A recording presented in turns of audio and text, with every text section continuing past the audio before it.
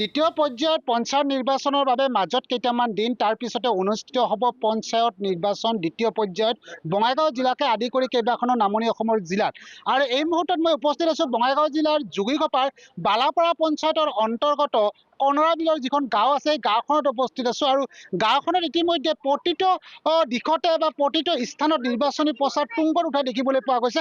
আৰু বিশেষকৈ মই এই মুহূৰ্তত এটা কথা উল্লেখ কৰিম যে সংখ্যালঘু প্ৰধান অঞ্চলবোৰত নিৰ্বাচন আহিলে মানে এক উৎসৱমুখ, আৰু সেই উৎসৱমুখৰ পৰিৱেশে এই মুহূৰ্তত বিৰাজ কৰিছে যোগীঘোপাৰ কনৰাবিলত, যিহেতু এই অঞ্চলটো সংখ্যালঘু প্ৰধান এক অঞ্চল। আৰু সংখ্যালঘু প্ৰধান অঞ্চলটোত বিশেষকৈ বালাপাৰা আঞ্চলিক সদস্য এগৰাকী বিশেষকৈ নীলিমা খাতুনে কংগ্ৰেছ দলৰ পৰা প্ৰাৰ্থিত্ব প্ৰদান কৰিছে। আমি প্ৰথমতে নীলিমা খাতুনৰ ওচৰলৈ গৈছোঁ।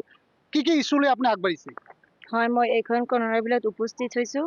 ৰাইজে মোক সঁহাৰি জগাইছে। বিশেষকৈ এইবিলাক যি সমস্যা আছে ৰাইজে মোক নিজ চকুৰে মই নিজেই চাইছোঁ। ৰাইজৰ যিবিলাক সমস্যা আছে সেইবিলাক মোক ৰাইজে নিজেই কৈছে। সেইবিলাক সমাধান কৰিবলৈ মই 100% চেষ্টা কৰিম, যাতে ৰাইজে মোক বিশেষভাৱে সহায় কৰে ভোটৰ জৰিয়তে। নিশ্চয় গাঁওবাসী আছে, দেখিছোঁ নীলিমা খাতুন গাঁৱত আহি উপস্থিত হৈছে। আপোনালোকে নিৰ্বাচনী প্ৰচাৰ চলাইছে, নীলিমা খাতুনক লৈ গৈছে। বিগত দিনত AIDFৰ দখলত আছিল, কি ক'ব? হয়, কথাটো হয়তো এইটোৱে ক'ব বিচাৰিছোঁ মই। এইটো প্ৰথমত এইটো জিলা পৰিষদ এৰিয়া আছিল নৌচাদ আলী, তেওঁ জিকিলে, আমাৰ তবলা বান্ধি ঘৰত গ'ল আৰু মৰিও গ'ল। তাৰপিছত হ'ল চাবিনা ইয়াছমিন, সিও তবলা বান্ধিলে। এতিয়া আমি যোৱা MP ইলেকশ্যনত আমি UDFক বিদায় দিছোঁ। এতিয়া আৰু ইয়াত BJPতো প্ৰভাৱ নাইয়ে, এতিয়া আৰু UDFৰো নাই।